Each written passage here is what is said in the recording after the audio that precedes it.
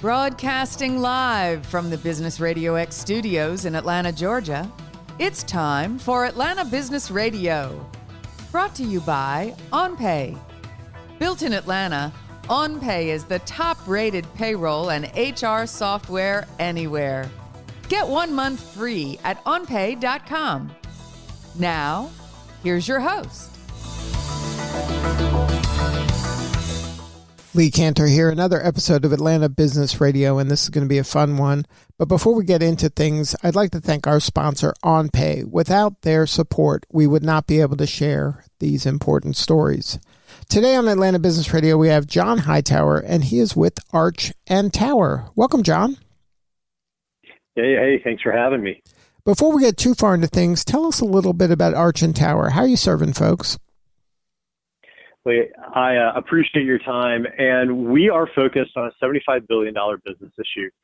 The CX, the customer experience of organizations, cost companies about $75 billion, and these numbers come from PwC. In fact, supporting that is most organizations leave about 16% profit margin on the table due to the customer experience and the inefficiencies there. The ironic part is 88% of the customer experience is driven by your employees.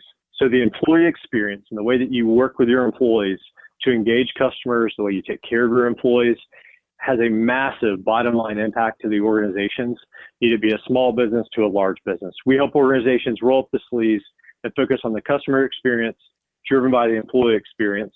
And then we also help organizations with operational excellence. How we came about those three pillars is an interesting story. We've done quite a bit of work with Chick-fil-A, as well as with partnered with the founder of the Ritz-Carlton, Horst Schulze, and people kept asking us, what do those organizations do really well?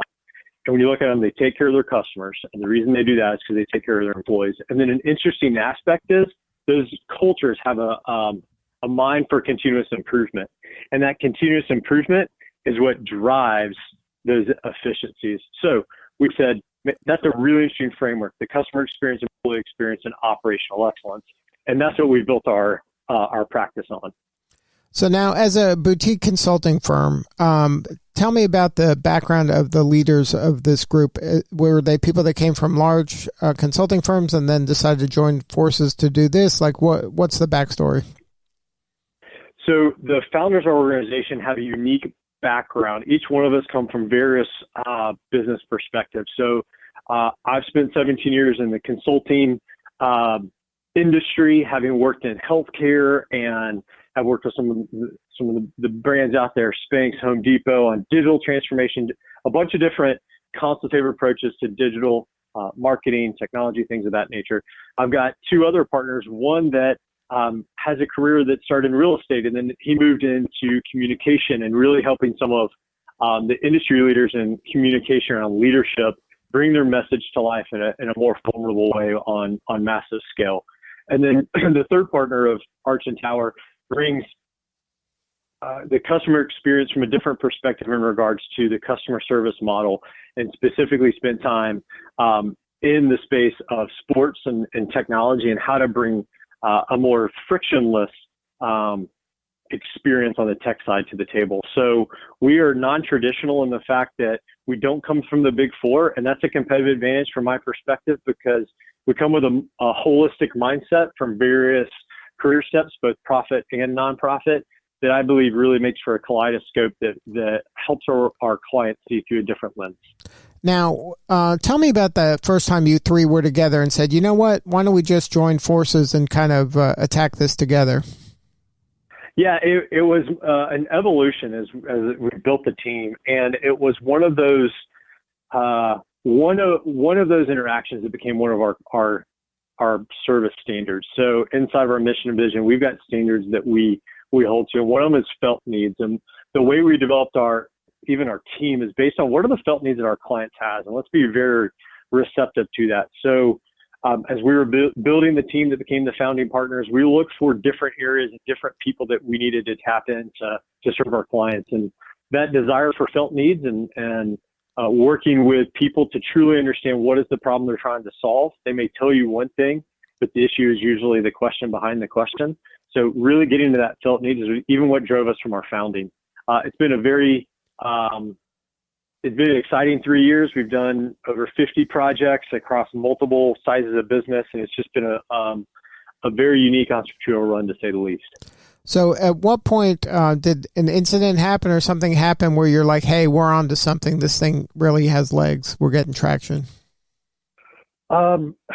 It has been one of those things. I think the best compliment is when people ask you to continue to help them solve some of their business challenges.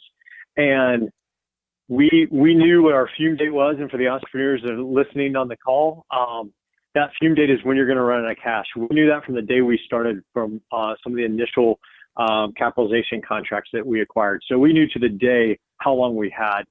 And from there it was, hey, let's figure out who else we can serve in the companies we were serving.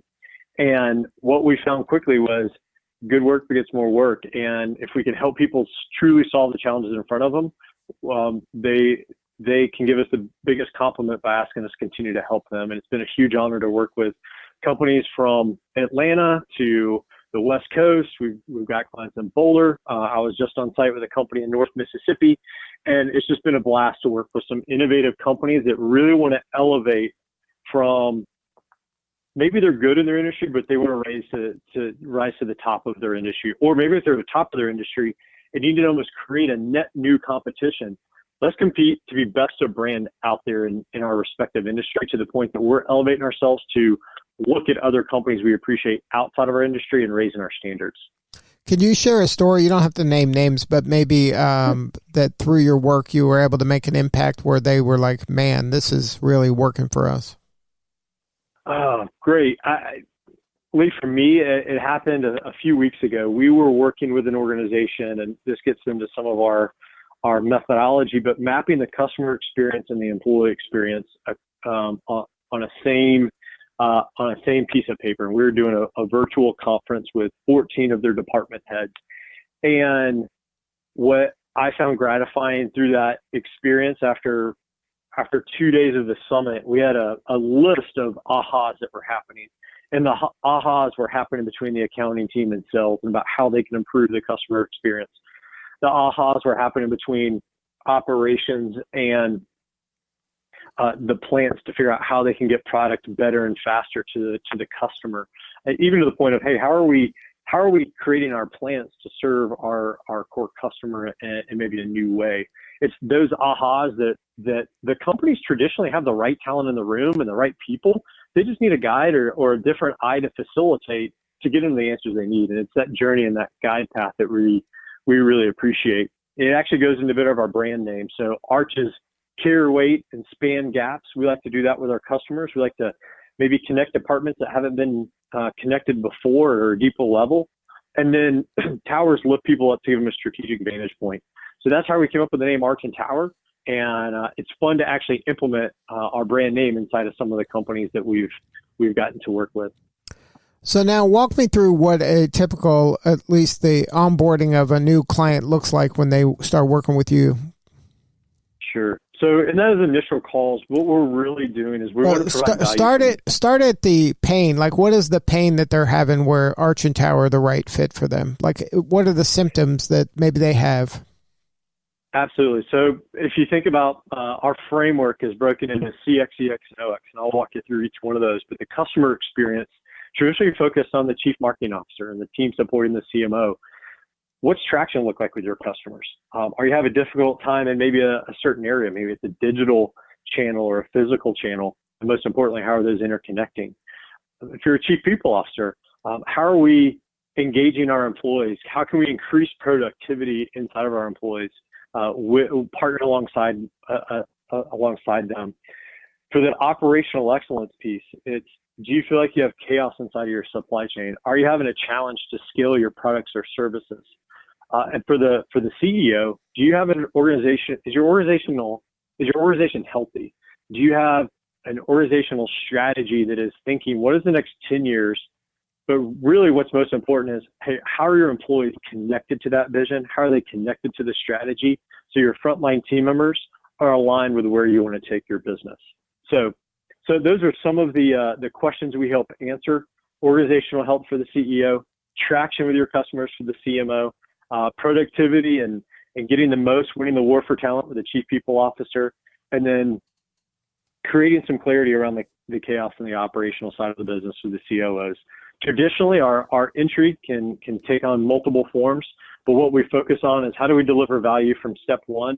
Even in phone calls, half the time our phone calls jump into more of, hey, how do we start solving the problem now?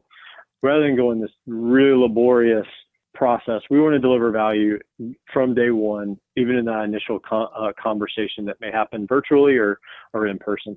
Now, when you're dealing with those kind of different groups within an organization, how do you kind of get buy-in from all of them? And I would imagine you're opening up a can of worms in terms of the complexity of the sale to get all three, kind of siloed areas. Sometimes they're siloed, kind of all on the same page with this. So depending on the entry point, we may keep a focus really tight. It may be around an example as we did a project inside of a marketing function organization on the digital tool that they had. And they had great data that the digital tool was providing end users, but the experience to it was, we'll call it suboptimal. It wasn't very pretty. So we focused, let's focus in on the digital experience that a customer works on when they engage with that company. And then from there, we delivered work that was solid, and we were asked to jump into others, driving into more strategy and driving into the C-suite around that business unit to say, hey, how are you strategically positioning your offering in the market? So similarly, we focus on where can we immediately provide value. And if that value is driven and appreciated, then they'll ask us to come in and maybe take on a bigger scope. In the instances that we can gather all four of those positions together, it usually starts with a data-driven conversation. And what I mean by that is we'll survey multiple parts of the business, and the survey that we do provides feedback to the C-suite of what people are saying about the business. And what will happen is you'll see tension points begin to happen because some folks may think that the organization is further along than they truly are, and that data is an enriched conversation that they may not have had before. Maybe the C-suite hasn't talked about where they are in the maturity model as a business. And if they have, maybe they haven't had objective data to help them measure that. So we take a data-driven approach and we start talking about those areas that could be a challenge. How do we create influence through letting data talk, and we help give an objective point of view across that spectrum. But if it's been really insightful for CEOs because now they get a really good look at their C-suite to understand, hey, how is my team breathing into this conflict and really pushing forward to create wins for the organization? But how do you data is important and no one can deny that, but you're dealing with humans, and sometimes humans are territorial. And if the consulting guy for the marketing guy goes and tells the ops guy that his baby's ugly, how are you managing the people part of that conversation?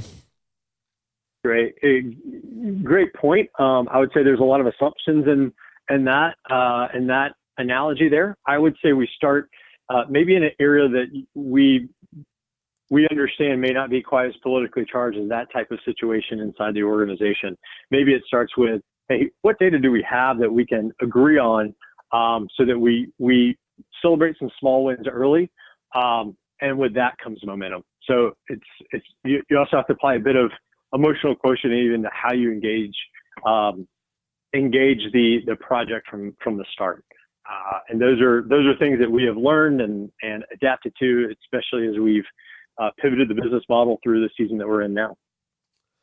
Now, how have you been helping your clients get through the pandemic? What are some of the kind of advice that you're sharing with them? So we actually had a felt need internally. So we were acquired by Fraser and Dieter at the tail end of 2019 in November of last year. And for those unfamiliar with Fraser and Dieter, it is one of the largest CPA firms in the United States with 6 offices stateside and an expanding footprint in the United Kingdom. And the CEO needed some support on understanding how do we engage with our employees and engage with the return to office environment that we're beginning to enter into in this COVID season. And we rolled up our sleeves and said, let's understand what the true felt needs of the employees are. And then we designed a personalized plan for each one of the offices to re-enter the workforce or to re-enter the office. So for Atlanta, Nashville, Tampa, those offices are opening ahead of some of the other locations that we have. We're on the phone actually earlier today with the Philadelphia location, and then London has its own requirements, but personalizing that experience with protocols, documentation, even communication, helping write internal communications. We're helping with that. Another instance of helping an organization, we have a client in Oklahoma City that they're actually doubling down with their employees and doubling down into their customers right now. So we've created leadership content to help really enhance that employee experience during the season, where we're talking about leading change. And we're talking about the components of understanding different personality profiles and how people respond. So they're saying, let's go on an extreme offense and let's continue to accelerate our place in the market by pouring into our employees when a time where their competitors aren't. And those are just a couple of instances of how we're working with our clients and partners right now. So now, what's your kind of, if you're looking in a crystal ball, what are you seeing? Are you optimistic? Is this going to be a rough haul? How are you advising your clients on what's ahead? For me, history is a pretty good predictor of the future, and America will find a way to move through this season. And I encourage all leaders out there, what you're feeling is real. These are tense moments where we're not quite sure of the future. There's some, I think, essential business practices that need to be enhanced during this time. One is empathetic listening, really listen to what people's true concerns, desires, dreams are at this point, galvanizing a cross-functional team to approach that. And then from there, really determining, hey, how are we changing our business model? This is a very amazing opportunity to challenge and do new things. Innovation is what our entrepreneurial engine is built on, and how are we doing that as a business? Exploring new ways of delivering your service, new ways of delivering your products. That doesn't mean there's not tough decisions, and hey, how do we financially make through this season? But from there, hey, how do we lead with a point of view of focus and not fear? And how do we think through those steps? A couple areas that are just at the macro level, supply chain. We've talked so much about, the disruption side of the supply chain. I saw a stat from an Industry Week article that said 75% of businesses had a disruption inside of their supply chain. So similar to energy independence, that was a hot topic a few years ago and is still something that's out there. How do we begin looking at supply chain dependence and independence, and where are we sourcing product, and how do we look at different ways of even deploying our supply chain? From my perspective, the opportunity to marry digital and physical experiences at a deeper level, not only for your employees, but also your customers. That can look like some really neat things in virtual reality are coming forward in employee experiences. To looking at how do you utilize devices. Maybe you're in the service industry and utilizing devices to get people information faster, so it's frictionless for people in that service model. Areas that were once maybe not an area that folks would want to go into. Now that you have these unique experiences of COVID, people may be much more open to being innovative across the service and product mix. Now, if there's a company out there that's struggling, like what would be the area that's an easy or maybe a logical kind of first call for you, or maybe a small project that you could help them with to get over some of these challenges? Sure. I think there's a couple of things. One, we packaged the COVID response up into a palatable model that can help people quickly get wins with their employees and ensuring that folks feel confident in returning to the office. So taking care of your employees is, we feel like we have something that is palatable on the expense side, but most importantly, it gets you your return on the investment with your employees and getting them engaged when they come back into the physical office. Secondly, it's, hey, if they're not coming to the office, how do we digitally support them with new tools and digital transformation? Need it be productivity enhancements, things of that nature. We were built digitally first, so our organization delivers majority of our work digitally. So we've built systems to support that. And those are some quick hits that can be deployed relatively quickly, depending on the size of the organization. And change management function is something that we've specialized in rolling out different tools. And then the one that I do feel like there's hidden opportunity is this mapping of the customer and employee experiences and those interaction points together. The reason that one's important is within a day or two of facilitated conversation, we're able to then create a list of between 10 to 20 initiatives that will help uncover hidden errors or areas of opportunity to improve. An example is at the organization I visited a couple days ago in North Mississippi, the software that they installed is not implemented in the most effective way, is a botched implementation. And we're able to identify is basically the errors in the software created massive impacts to the process in which the employees were delivering the product from the warehouse. And that equated to a bottom line figure that was an immediate bottom line impact the company could absorb. And it became because of just inefficiency in the system. So they don't have to physically put an output in kind of the financial outlay. It's actually an internal thing they can improve on quickly. So those are a couple of things that I would look at exploring in a relatively quick manner, especially in this season of reflection and, hey, how do we reimagine what tomorrow looks like? So, John, if somebody wanted to learn more, have more substantive conversation, can you share the website? Absolutely. You can find us at archandtower.com. And we've got a free asset that we love to support the listeners with. They can reach out to me at John, John, at archandtower.com, and I can get them that asset.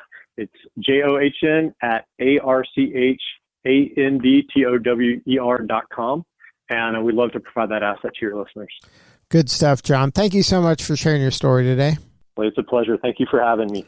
All right, this is Lee Cantor. We will see you all next time on Atlanta Business Radio. And remember, please support our sponsor, OnPay. Without them, we could not be sharing these important stories.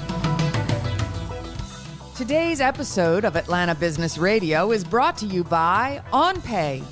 Built in Atlanta, OnPay is the top-rated payroll and HR software anywhere. Get 1 month free at onpay.com.